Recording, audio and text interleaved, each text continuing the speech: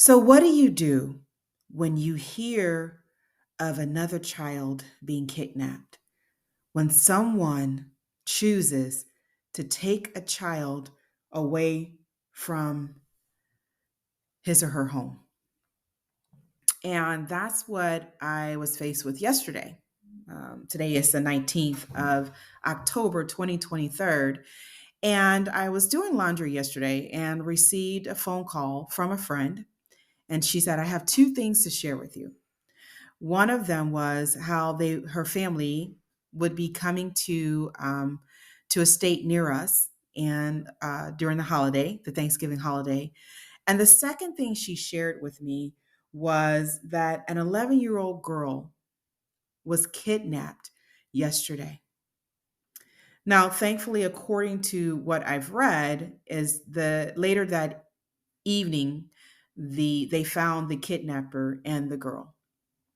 And it was still shocking to me. I can honestly say that we still have a lot of projected pain that is going on because love does not take others from their home. Love does not coerce others to do things. Love does not lie to others. Love rejoices in the truth. And so that act, not the person, that act was not an act of love. Ever since my children were young, I mean, before they could even walk, and even when they were walking, I would just tell them about their body. Is their body, they deserve privacy, um, because of what I had been through. And I didn't want my children to experience the same thing I experienced. So I made it my business to talk to them at a very young age because I believe the brain is so powerful. It absorbs information that we give to it, even when the children cannot speak the words. That we have sown seeds, we sow seeds as parents. And that's part of what I've been talking about is the seeds that we plant series. What seeds are we planting in our children? Because whatever we plant will eventually grow. And so during I would schedule my hours at one of the jobs I was working and I would spend time with them. And, we would go to the library. There was a time where my son and my daughter, they checked out stranger danger books and we would just play. What if somebody says this to you? Your mom said that to come pick you up, or, I come here, little kid, I have some candy for you. Come here, let me give you this. We would play, we would role play that, and they would respond. And I would just clarify, their response, because children love candy, right? We are curious. We want to be happy. We like the feeling of candy in our mouth. We love to get attention. We're curious about the world. And so it is that curiosity that unfortunately, that joy, that independence, that unfortunately people may use for evil instead of good. And so my children and I, we continue till this day, talk about, what to do if someone says something to you, giving them the opportunity to develop a response instead of just giving them a response, because I want to see where their thinking is. And that's part of what my mother grounded in us is the the role as a parent is to conversate with your children, to hold conversations, to talk about things, to share things, because often we're afraid to watch the news, we're afraid of watching something horrific, but in that experience is a lesson.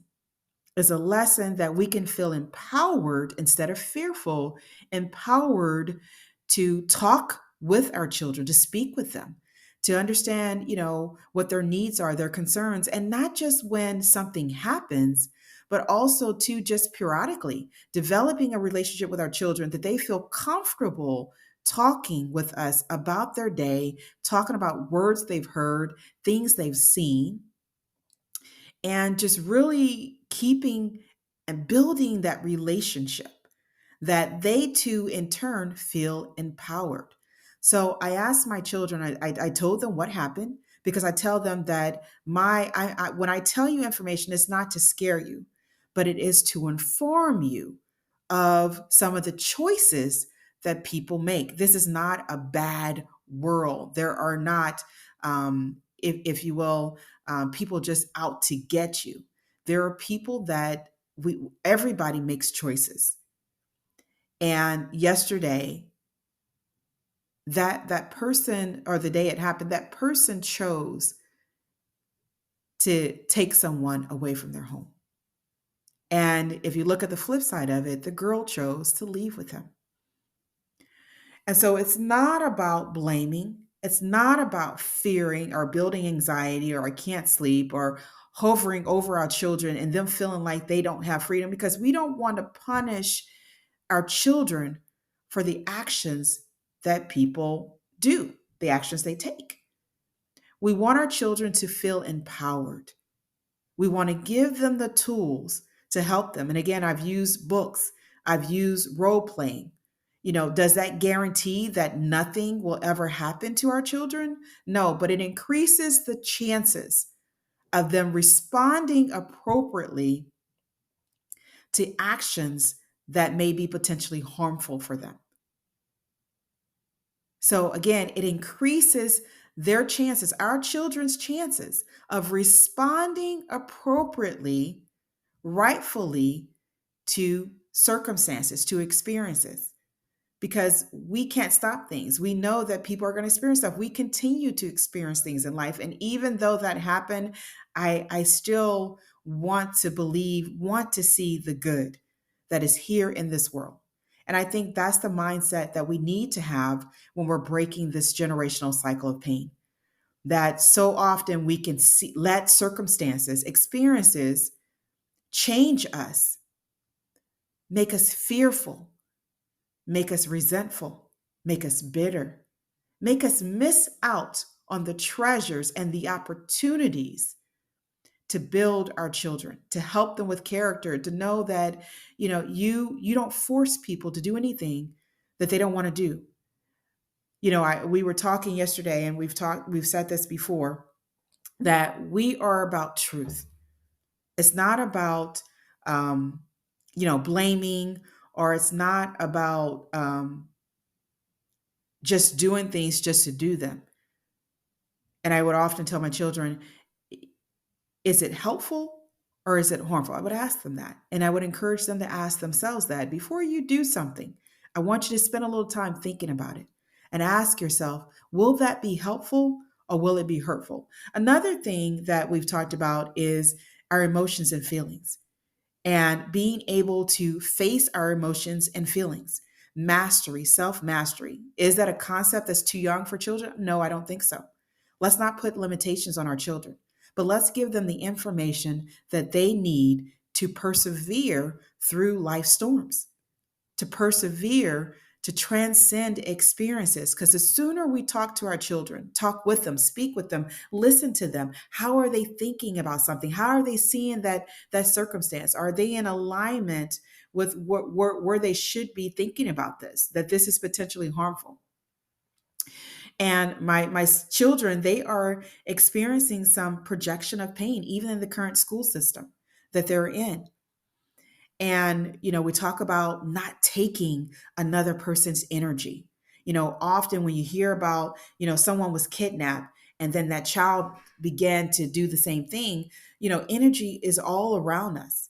And we still have to be mindful of what we take in and what we give back to another person. And that's one of the concepts I learned as a child, is that if someone says anything or does something, then I don't have to take that on myself. That is not my prerogative. It is not part of who I want to be or who I choose to be.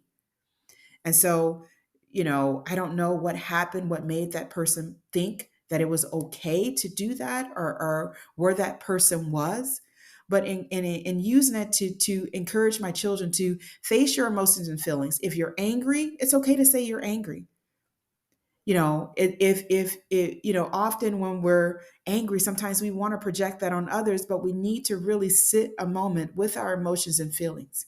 We need to make ourselves conscious of what we're doing, because the more conscious we become of it, the more rightful thinking, righteous thinking we are, the more truth thinking we become, the more we realize what we're doing, and the more we realize that is not who I am, who I truly am. Because I do believe that our Creator made us in His image, that those very characteristics that we strive for to have, to be loving, the loving, to be compassionate, we have within us. We don't need to look outside at some inanimate object to give us those feelings, those emotions, that character. But within us, we have that. And another thing is that, I talk about Jesus, how Jesus saw the heart of people. And that's one of the things, if you can see their hearts, if you can see their pain, if you can see that they're trying to project their pain on you, you tend to take it less personal. You tend to say, okay, that is something that I don't want to do. And then when we do that, we in essence are breaking the generational cycle of pain. We're breaking those thoughts that created these painful experiences that we see in the world: kidnapping, child abuse, child neglect, elder abuse, divorce, um, divorce for reasons, adultery, a lot of the stuff that we see in the world that we're wondering where it comes from. So many reasons that are beyond divorce. Am I saying that no one should get divorced? I'm just saying that there are other reasons beyond that that we need to take a look at and see, why are these things happening? What emotions and feelings are at the root of these situations that are going on, including the child kidnapping on both sides, right? What are our children thinking, and what are we thinking? What's making us do the things to hurt other people, to potentially cause traumatic experiences? Because we are not here to do that. We are not here to do that. And so, what do we do? I think just to sum it up, we hold those conversations with our children. We're not living in fear, but we want them to feel empowered, because we feel empowered to bring that information to a new level. It took me one time to hear how America's Most Wanted got started, and the conversation that did not take place, that the parent admitted to. And we have to change that. We have to have conversations with our children, not just telling them what to do, but encouraging them to think rightful thinking. We help them to face their emotions and their feelings. We help them to see, how do you feel when someone does that to you? To look at those emotions and feelings and say, okay, I'm not going to carry this further.